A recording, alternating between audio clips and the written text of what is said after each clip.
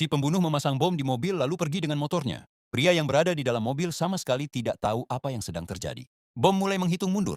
Tiba-tiba seekor lebah masuk ke dalam mobil. Pria itu terus melambaikan tangannya untuk mengusir lebah tersebut. Seiring waktu terus berjalan, ia semakin kesal. Ia membelok tajam dan melaju dengan liar. Waktu tersisa hanya 14 detik, pria itu masih sibuk melawan lebah. Kemudian lebah itu hinggap di kaca mobil. Pria itu melepas sepatunya, siap untuk menghantam lebah tersebut.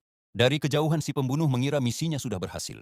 Namun mengejutkannya, pria itu sama sekali tidak terluka. Ia mengira pria itu mungkin memiliki kekuatan gaib. Si pembunuh tak punya pilihan selain mencoba lagi keesokan harinya. Ia menembaki mobil pria itu beberapa kali.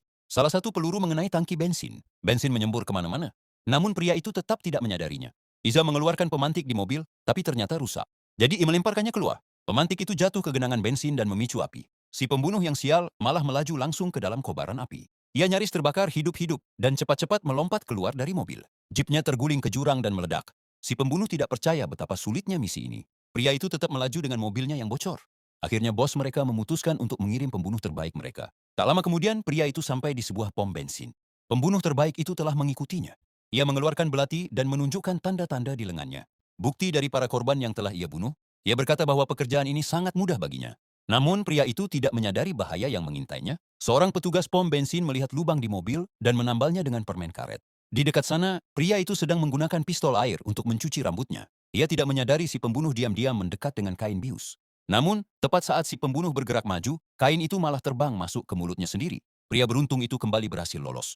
Beberapa jam kemudian si pembunuh akhirnya sadar kembali. Tapi ia secara tidak sengaja memicu mekanisme tersembunyi di belatinya. Pembunuh terbaik itu tewas di tempat. Bos menjadi sangat marah.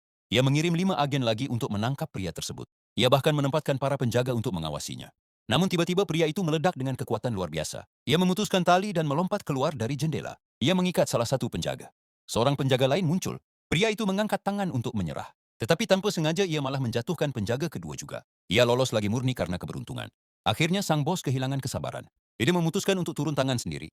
Ia menyelinap masuk ke rumah pria itu dan menunggu. Saat pria itu pulang, bos tiba-tiba muncul dari balik pintu. Kali ini sepertinya tidak ada jalan keluar.